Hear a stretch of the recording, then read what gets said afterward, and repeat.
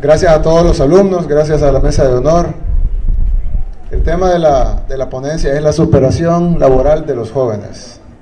Pero si vinieron a oír consejos de cómo hacer un currículum, vinieron al conversatorio equivocado.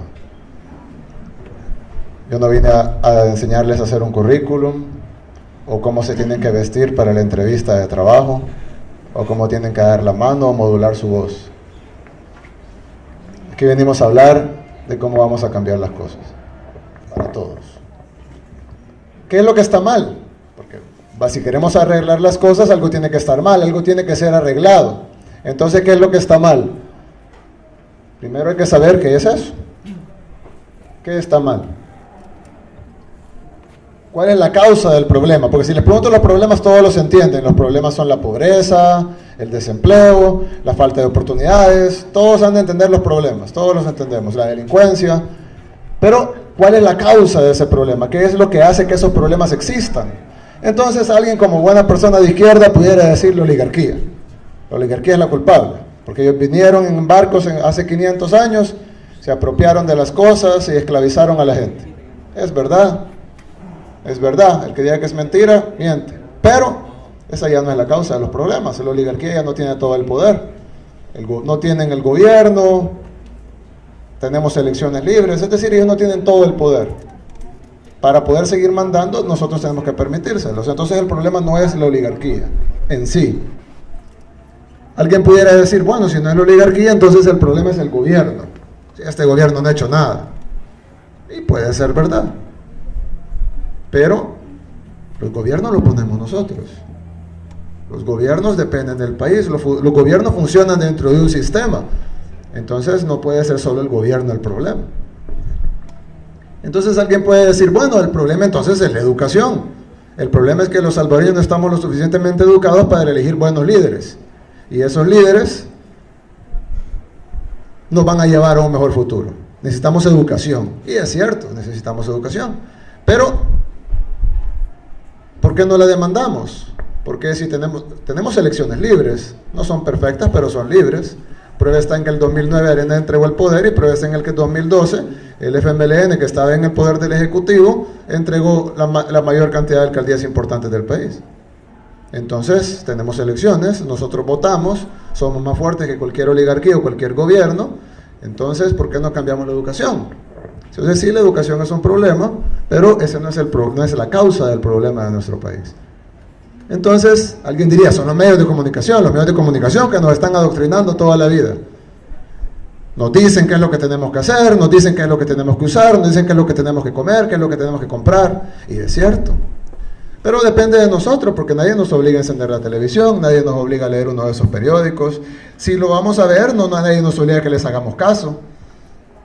Entonces el problema no son los medios de comunicación, debe ser algo más que los medios de comunicación. Entonces, ¿cuál es el problema? ¿Cuál es la causa real del problema? Yo creo que el problema son los paradigmas. ¿Cómo es ese Pokémon? No, ¿cómo se come eso? Ustedes que son universitarios ya sabrán que es paradigma.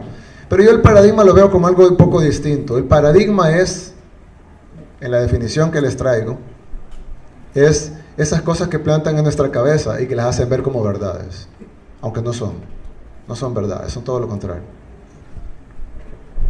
Hay un paradigma, nos gobierna, ¿sí? Lo que sucede es que antes, y aquí algunas personas que vivieron un poquito antes,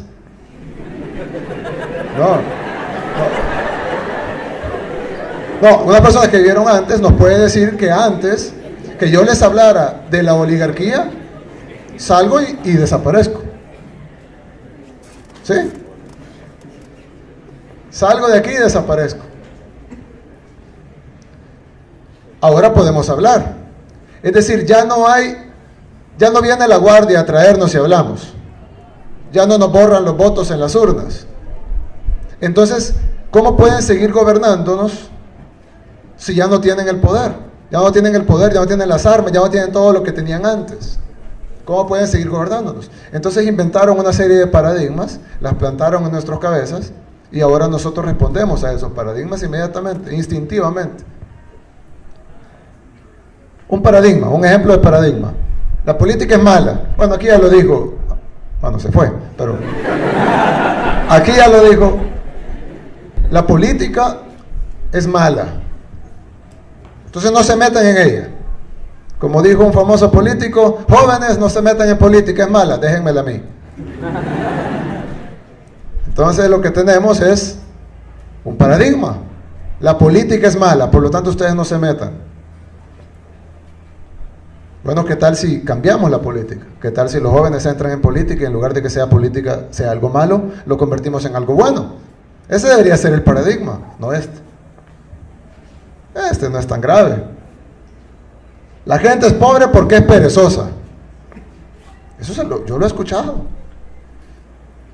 Me decía alguien, una persona que quiero mucho, no lo voy a mencionar, pero me decía alguien, una vez estábamos leyendo el periódico, eso que se hacen llamar periódicos aquí, y decía, traen nicaragüenses y hondureños a cortar café.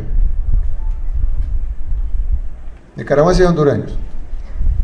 Entonces la persona que estaba leyendo la noticia me dijo, qué barbaridad, qué perezosos los salvadoreños. Tienen que traer nicaragüenses y hondureños a cortar café, porque los salvadoreños no quieren trabajar. Y entonces yo le dije, ¿y por qué no vas a cortarlo vos? No tenés trabajo. Te pagarían $95 al mes, libres, por trabajar de sol a sol. ¿Por qué no lo haces tú? No, yo no lo voy a hacer. Bueno, ellos tampoco. Es que el problema no es que sea perezoso. De todos modos, aunque trabaje con $95, no va a salir de la pobreza, ¿o sí? Entonces, la gente no es pobre por perezosa. Yo conozco mucha gente rica que es perezosa. Y conozco mucha gente pobre trabajadora. Hay gente trabajadora, hay gente perezosa, hay gente pobre y gente rica, pero las cuatro cosas no tienen nada que ver. Otro paradigma. Las empresas generan empleo. Ustedes ya han oído eso. Todos han escuchado, no, las empresas generan empleo. Necesitamos más empresas porque son las generadoras de empleo. Eso es mentira. Les va a demostrar así que es mentira. Imagínense que hipotéticamente hay dos restaurantes. Ponen un restaurante de hamburguesas y enfrente ponen un restaurante de pizza. Y los dos dueños deciden que van a contratar 20 empleados cada uno. Están generando inicialmente el empleo, ahí sí. 20 empleados cada uno, 20 empleados para trabajar en el restaurante de hamburguesas y 20 empleados para trabajar en el restaurante de pizza. Pero ¿qué pasa? Digamos que la gente de San Miguel prefieren, ¿qué prefieren? ¿La pizza o la hamburguesa? Pizza. Digamos que la pizza. Y entonces van todos a comer pizza. Nadie va a comer hamburguesa. ¿Qué va a suceder con el restaurante de pizza? Crece. Y tú ya no necesita 20 empleados, necesita 40. Y luego necesitan otras sucursales, entonces ya son 80. Y luego otras sucursales son 120. Cuando tienes 5 sucursales son 200 empleados de pizza. Y nadie fue a comer al restaurante de hamburguesas. ¿Qué le va a pasar al restaurante de hamburguesas? Va a quebrar. ¿Y entonces cuántos empleados va a generar? 0. ¿Por qué? Los dos eran empresarios, los dos querían trabajar, los dos querían poner un negocio, los dos tuvieron más o menos la misma idea.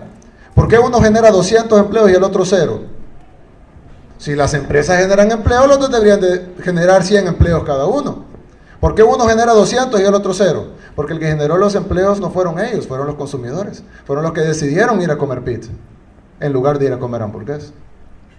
Ahí queda demostrado que los 200 empleos, probablemente los 20 empleos iniciales sí los generó el empresario. Pero los 200 empleos que continuaron, que se quedaron al final, lo crearon los consumidores. Y los 20 empleos que se perdieron al restaurante de hamburguesas, los mataron los consumidores. Entonces las empresas no generan empleo, las generan los consumidores. Es bien fácil de explicar. Sin embargo, vemos los periódicos, escuchamos a los tanques de pensamiento, a los analistas. No, las empresas generan empleo. Y nadie lo contradice, porque es un paradigma. Lo tomamos como una realidad, aunque no es real.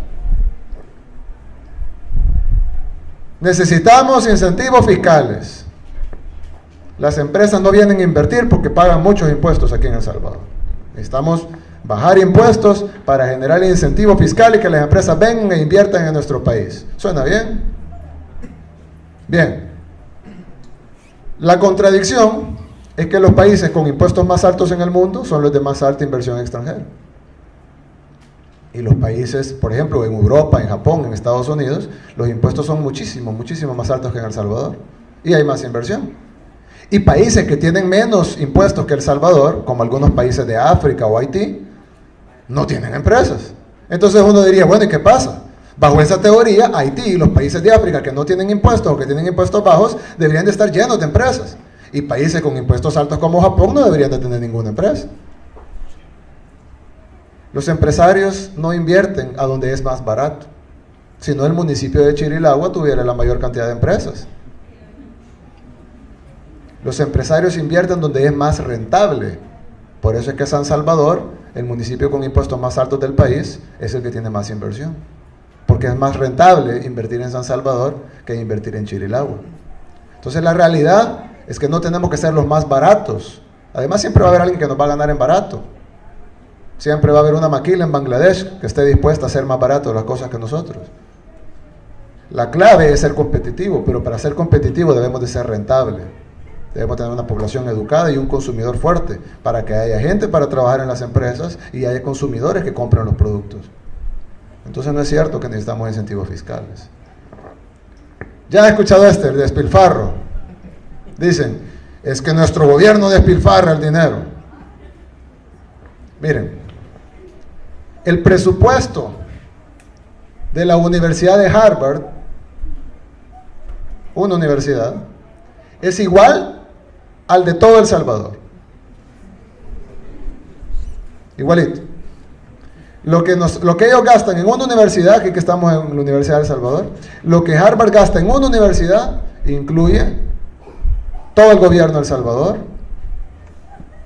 todos los ministerios, la policía, la Fuerza Armada, todas las escuelas, esta universidad, todos los hospitales, todas las embajadas en el mundo, la Asamblea Legislativa, la Corte Suprema de Justicia, todos los juzgados, todos los programas sociales, todas las obras de infraestructura, construcción de calles, todo el gobierno, todos los decenas de miles de empleados del gobierno, todo el gobierno de El Salvador se sostiene con el mismo presupuesto que la Universidad de Harvard. Entonces, si algo necesita nuestro país es más despilfarro. Necesitamos invertir más en el país. Eso no exime de responsabilidad de los funcionarios corruptos. A los funcionarios corruptos metamos los presos.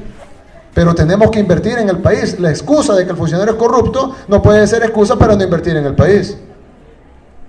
Entonces el problema no es el despilfarro, sino la carencia de despilfarro. Y este es mi favorito, populismo. ¿Ya han oído esa palabra? Se oye feo. Yo escucho, la gente escucha populismo y dice, populismo. ¿Alguien quiere un presidente populista? Nadie. ¿Nadie? Bueno, yo sí. Yo les quiero pedir, después, cuando salgan de aquí, que agarren un diccionario y que busquen la definición de la palabra populismo. Yo lo agarré en el camino acá, el Arús, pues si quieren la cita textual, y decía, populismo, doctrina política que pretende defender los intereses y aspiraciones del pueblo. Eso es malo aquí en El Salvador. Defender los intereses y las aspiraciones del pueblo es malo en El Salvador. Y yo vine a la Universidad de El Salvador, les pregunté si alguien quería un presidente populista y nadie levantó la mano. Es un paradigma. Nos han vendido que el populismo es malo. Eso es malo. Populismo. ¿Y qué es bueno entonces? Hay dos alternativas, dos cosas contrarias al populismo. Está el elitismo, que es la selección de la élite sacada de la masa y trabajar para ellos, o, estoy seguro que nadie está de acuerdo con el elitismo, o el individualismo, que es un poco más noble que el elitismo, pero igual yo prefiero el populismo que el individualismo. Incluso en deportes, para los que les gusta el fútbol, saben que el individualismo no funciona. Así que yo me quedo con el populismo. ¿Por qué les digo todo esto?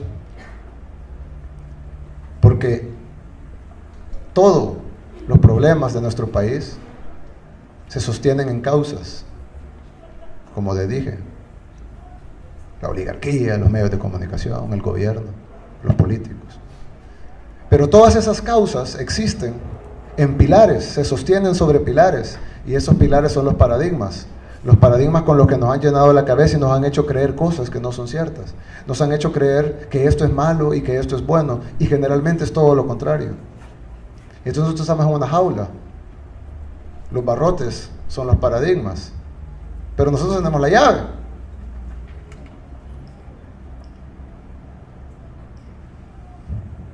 Romper los paradigmas. Eso es todo lo que tenemos que hacer. Quitémonos los paradigmas de la cabeza. Cada vez que escuchemos algo, un tanque de pensamiento, o de repente un analista político, o alguien que escribe cartas en el periódico, cada vez que escuchemos esto, si quieren perder su tiempo y leerlo, léanlo, pero analícenlo, escríbanlo con la realidad, agarren un diccionario y vean si lo que les están diciendo es verdad, y tomen las decisiones de acuerdo a eso. Si nosotros empezamos a tomar las decisiones de acuerdo a la realidad, no a paradigmas, entonces vamos a poder exigir educación, vamos a poder exigir un presupuesto decente para la universidad, vamos a poder exigir oportunidades, vamos a poder hacer las políticas correctas para que existan esas oportunidades. Vamos a dejar de llamarle despilfarro, darle vasos de leche a los niños. Y yo no vine a defender al gobierno, podemos acabarnos la ponencia criticándolo. Pero no critiquemos lo bueno, critiquemos lo malo. Yo criticaría, por ejemplo, que el presupuesto de la Universidad de El Salvador es muy pequeño. Yo criticaría, por ejemplo, que el presupuesto de educación es muy pequeño. No que es muy grande. Quitemos los uniformes porque así podemos pagar la calidad educativa. ¿Y por qué no podemos hacer las dos? Es más, les voy a dar una idea. Con los 1.100 millones de evasión fiscal que hacen los ricos en el país, podemos pagar uniformes, calidad educativa, hospitales, salud. Construimos un hospital en cada municipio del país y nos sobra dinero. Ahí es donde tenemos que estar discutiendo. No en los uniformes, en los zapatos y el vaso de leche. Pero todo esto, nos podemos tirar media hora hablando de uniformes y zapatos y vasos de leche. Pero ese no es el problema, esa es la consecuencia de los paradigmas. Entonces, ya que aquí la mayoría son jóvenes, quitémonos los paradigmas, no los aceptemos. Cuando escuchemos algo, critiquémoslo, evaluémoslo 2 veces, preguntémonos por qué. Y entonces vamos a poder cambiar nuestro país. Muchas gracias.